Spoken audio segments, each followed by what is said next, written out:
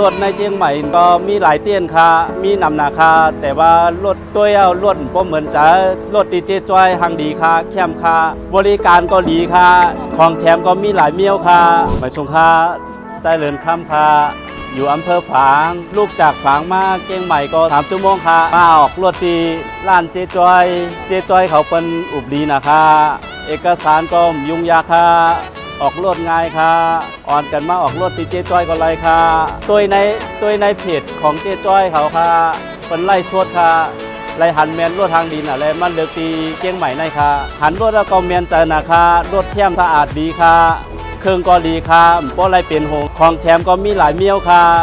เปิ้นแถมนำหนาค่ะมาออกร้านดีเจจอยเปิ้นฮับตอนดีนะคะมาค่ะเจจอยตัวเต้เปิ้นก็ใจดีนะคะเปิ้นอุบดีนะคะของแถมก็เปิ้นแถมปานเงินก็เปิ้นลดถือปันค่ะอยู่พี่น้องใต้เฮาอยู่กะไรกะเย้าอยู่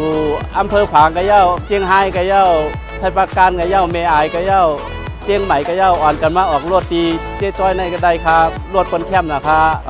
ย้อนหาพี่น้องใต้เฮากูตีกูเวียงมาเหลียตัวร้านเจ๊จ้อยมี3 สาขาค่ะสาขา1เมโจสาขา2หน้าวัดกู่ม่านสาขา3หางลงค่ะ3 สาขาค่ะอ่อนกันมาเหลียตัวนำค่ะเจ๊จ้อยจัดปันค่ะ